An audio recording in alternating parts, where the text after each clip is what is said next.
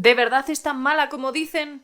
Yo creo que no. Y hoy os voy a dar las razones por las que creo que esta película merece una oportunidad. One of his most faithful servants, until he took my princess, the love of my life. Antes de empezar a hablar de Drácula, un relato de amor, os recuerdo que os podéis suscribir a mi canal, que es totalmente gratis y me ayudas muchísimo, es solo un clic. Y te recuerdo también que tengo página de Patreon donde puedes escuchar un podcast exclusivo 2 veces al mes. Te dejo el enlace en la caja de descripción. Y no te olvides de seguirme en Instagram. En los próximos meses, concretamente a finales del mes de noviembre, se va a estrenar en cines en España una nueva adaptación del clásico de Drácula de Bram Stoker. Está firmado por el director francés Luc Besson, conocido entre otras cosas por haber firmado películas como El quinto elemento, León el profesional o en los últimos años Valerian o Dogman, película que también voy a mencionar hoy. Tremendamente arriesgado a día de hoy ponerse a hacer una nueva adaptación de Drácula de Bram Stoker. Una de las cosas más difíciles es conseguir esos derechos para poder hablar de Drácula de Bram Stoker sin ningún problema. Eso sí, hay otros nombres dentro de esta novela que no se mencionan en la película por ese mismo problema. Ya lo veremos. Puedo decir que Drácula de Bram Stoker es mi novela de terror favorita. Todavía me sigue sorprendiendo que esa novela se pudiera publicar a finales del siglo XIX. Es algo que me fascina. Pero además de eso, es una novela, un clásico que nos ha dado muchas adaptaciones a lo largo de la historia del cine. Una de las más reconocidas, una película clásica donde las haya, pero también han sido reconocidas otras versiones como, por supuesto, la de Coppola. Una referencia que voy a utilizar mucho durante este vídeo porque creo que tiene parecidos razonables con esta nueva versión de Luc Besson. El reparto de esta nueva adaptación es espectacular, empezando por el actor Caleb Landry Jones, que es el protagonista de esta historia interpretando al conde Drácula. Este actor ya trabajó con Luc Besson en su anterior trabajo, Dogman, película de la que también os hablé aquí en el canal y que también me gustó bastante. Pero junto a ellos también va a estar el magnífico actor Christoph Waltz y la actriz Zoe Blue, entre otros. Hay algo muy importante a la hora de enfrentarse a esta adaptación de Drácula de Bram Stoker y es que tiene mucho del estilo de Luc Besson. Así que si has visto otras películas del director y la mayoría no te han convencido, lo más probable es que esta versión de Drácula tampoco lo haga. Pero para mi gusto, el director tiene una filmografía muy buena y aquellas películas en las que ha estado más inspirado me parecen extremadamente buenas. Y como digo, su último trabajo, Dogman, me pareció una película muy arriesgada, pero muy buena. Y una de las cosas que hacían de esa película algo interesantísimo era la interpretación protagonista de Caleb Landry Jones. Creo que es un actor increíble. De hecho, me gustaría verle trabajando mucho más. Pero tanto el trabajo de Dogman como lo que hace aquí interpretando a Drácula es impresionante. Quizá os preguntéis, bueno, ¿y qué aporta esta nueva versión de Drácula de Bram Stoker después de décadas y décadas viendo muchas versiones diferentes? Pues bien, para que nos entendamos, vamos a coger como referencia el Drácula de Bram Stoker de Coppola. Seguramente lo tenéis en la cabeza. Una de las frases más míticas de ese Drácula de Coppola hace referencia a la parte más romántica de la historia de Drácula. Todos seguramente recordaréis esa frase que dice: "He cruzado océanos de tiempo para encontrarte". Esa frase podría ser perfectamente el núcleo central de esta nueva adaptación de Drácula. Además de tener el subtítulo de una historia de amor, ese es el objetivo de Luc Besson con esta nueva versión, y es centrarse en la historia de amor. ¿Y esto cómo lo va a conseguir? Pues dándonos la perspectiva de Drácula. En esta versión no vamos a tener como protagonista a Jonathan, ese agente agente inmobiliario que viaja a ver a este conde misterioso. Nuestro protagonista es Drácula. Vamos a ver toda la historia desde su punto de vista para entender por qué hizo lo que hizo. De primeras, esto ya nos coloca en una posición muy distinta, porque el director lo que quiere es que empaticemos con la historia de Vlad II, príncipe de Valaquia. Al fin y al cabo, tanto la versión de Coppola como esta tienen muy en cuenta esa historia de amor como motivación y como creación de el conde Drácula como vampiro. Podríamos considerar esta nueva versión como una película romántica mezclada con género fantástico, con la ventaja de contar con los derechos, lo que significa que veremos muchas de las cosas que aparecen en la novela original. Algunas de ellas que no se han llegado a representar, como por ejemplo uno de mis pasajes favoritos, que es cuando Jonathan se encuentra con los lobos cuando va de camino al castillo de Drácula. Esta producción de Drácula se trata de una película francesa. Es de hecho la película francesa más cara de este año 2025, costando 45 millones de euros. Pero además está rodada en inglés, para que sea mucho más fácil distribuirla a otros territorios. Además de eso, contar con un actor tan conocido internacionalmente como Christoph Waltz pues le da ciertas ventajas. Pero es que además lo internacional no acaba ahí, porque la banda sonora original de esta nueva versión de Drácula está firmada por el maestro Danny Elfman, autor de composiciones como Pesadilla antes de Navidad, La novia cadáver, Chicago y muchas otras grandes películas. Este es su nuevo trabajo y yo estoy de lo más encantada, porque os puedo asegurar que el tema principal que ha creado para esta versión de Drácula lo he estado tarareando durante horas después de haber terminado la película, y creo que ha hecho un trabajo fantástico del que hablaremos ahora y que se adapta muy bien a esta versión. Seguimos con las referencias de la película de Coppola, y es que en todo el inicio de esta nueva versión vamos a ver ciertos parecidos con cómo se representa aquí esa versión más joven de este príncipe de Valaquia cuando tenía que ir a la batalla a luchar. Visualmente hay unos cuantos parecidos con la obra de Coppola,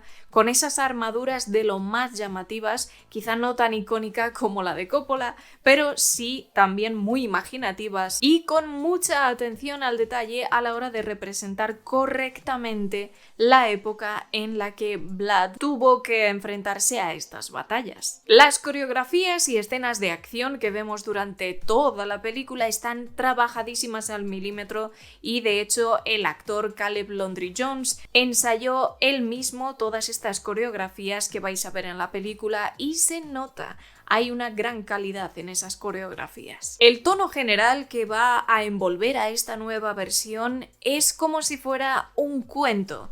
De hecho, en muchas ocasiones me ha recordado bastante a La Bella y la Bestia en ciertos sentidos, sobre todo por ese punto más de género fantástico que le ha dado Luc Besson, con ciertas licencias, pero que son licencias, en mi opinión, muy divertidas, atrevidas, y que es verdad que te pueden gustar mucho o nada, pero creo que es muy valiente haber introducido estos pequeños detalles que hacen de la historia un poquito más llevadera. No es tan agresiva como la versión de Coppola, no tenemos tanto terror, pero sigue siendo una historia con muchísimo misterio y mucho encanto. Algo que está muy enfatizado por la música de Danny Elfman. Con esas notas de una caja de música ha hecho absoluta magia, creando ese ambiente de cuento de hadas, pero a la vez que no dejemos de olvidarnos que estamos ante una historia de vampiros. Si conocéis un poco el estilo de Luc Besson, sabéis también que tiene un cierto sentido del humor muy curioso, y eso no le va a faltar a esta versión de Drácula. Es verdad que en algún momento puede que esos cambios de tono en los que se va a una comedia ciertamente inteligente, pero que puede chocar con una historia tan dramática como la de Drácula, puede que no caiga muy bien a todo el mundo. Pero también he de decir que un actor con tantísimo talento como es Christoph Waltz, creo que ha sabido llevar muy bien esos diálogos en los que hay cierta ironía y sarcasmo que funcionan bastante bien, en mi opinión. Como podéis imaginaros, Christoph Waltz, que interpreta al sacerdote, está interpretando directamente a Van Helsing. Lo que pasa es que en esta ocasión, bueno, tenía los derechos de Drácula, pero al parecer los derechos de Van Helsing van por otro sitio, así que en ningún momento en esta película se le llama Van Helsing, pero es muy evidente. Creo que una de las cosas que mejor se le da a Luc Besson es presentar personajes, y aquí lo vuelve a hacer de nuevo. La presentación misma de este sacerdote es maravillosa, y con el talento de Christoph Waltz es que no hay nada más que decir. Hay otros momentos de la película que son más extravagantes, más locos, y estos momentos puede que a según qué personas les lleve a la risa o un poco a la vergüenza, y de ahí puedo entender que vienen esos comentarios de que la película sea mala, ridícula o horrorosa. Pero también tengo que recordar que en la mismísima versión de Coppola hay momentos también un poquito locos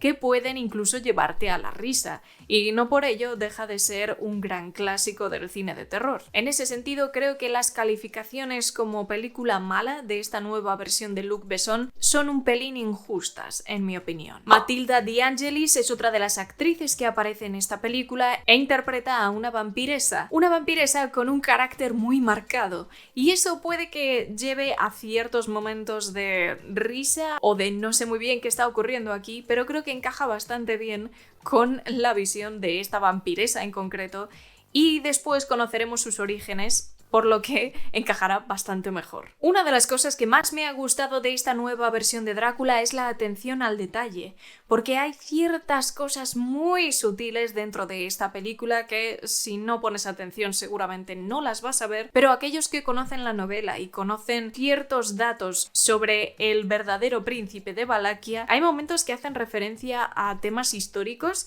que son de lo más interesantes, y pequeños gestos de personajes secundarios que dejan muy claro cuál es el sentimiento, por ejemplo, de aquellos que formaron parte de la corte de Vlad II y de sus predecesores, y simplemente ver esa relación de los descendientes de esos caballeros hacia Vlad es una auténtica delicia. Ese tipo de detalles históricos y muy sutiles hacen que esta adaptación refleje mucho amor por la historia original, por la novela, y se nota constantemente. Como he mencionado brevemente, la interpretación de Caleb Landry Jones es una absoluta maravilla. Creo realmente que está a la altura de la interpretación de Gary Oldman de Drácula, teniendo en cuenta las diferencias entre ambas películas, el contexto y el tono, que son diferentes. Me parece que aquí la interpretación de Caleb Landry Jones es simplemente exquisita. Se ha metido en el personaje de una manera que es difícil de creer. De hecho, en algunas imágenes del rodaje se dice que él se vestía muy pronto con esos trajes de Drácula y prácticamente no salía de personaje en ningún momento. Y eso se nota muchísimo en la película. El trabajo que ha hecho con su voz, porque evidentemente he visto la película en versión original subtitulada, yo os recomiendo que la veáis así, si podéis, si no, pues no pasa nada. Pero hay un trabajo del actor para conseguir esa voz, el acento. Entonces hay un esfuerzo previo de la película que creo que merece la pena tener en cuenta y que se transmite. En cuanto a efectos visuales, tampoco se van a volver demasiado locos. Con ese presupuesto de 45 millones, hay momentos en los que sí que se puede notar alguna que otra carencia en los efectos visuales, pero creo que no encaja mal con ese aspecto de cuento de hadas que quiere darnos esta versión. Tengo también una teoría, ¿vale? Que no os la voy a desvelar porque todavía la estoy comprobando, todavía necesito recabar más datos, pero tengo una teoría de por qué hay gente que le gusta mucho y a otros no les gusta nada. Necesito todavía que algunos compañeros de profesión vean esta película para seguir reafirmándome en lo que estoy pensando, pero el hecho de que sea una película romántica o enfocada en esa historia de amor hace que a cierto público no le entusiasme para nada. Y también el hecho de que quizá físicamente Caleb Landry Jones, aunque sea un actor de los pies a la cabeza, pues no encaje con la visión que tenemos del Drácula,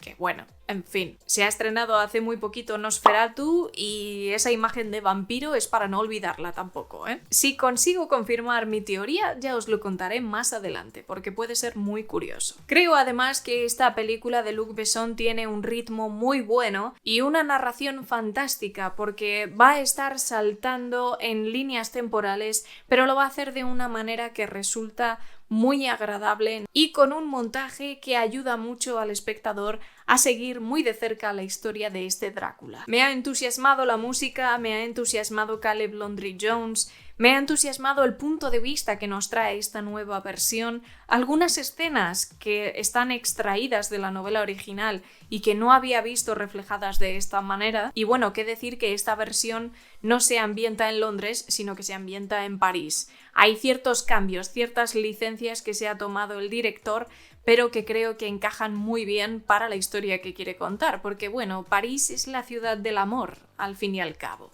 Puede que muchos me digan que estoy un poquito loca, pero para mí esta versión de Drácula, una historia de amor, es un 7. Creo que es muy atrevida en algunos aspectos. El simple hecho de introducir un time-lapse que es de lo más moderno en esta película me parece arriesgado, pero también un soplo de aire fresco. Creo que eso es lo que define un poco a esta versión, porque es una historia que hemos visto 1.000.000 de veces.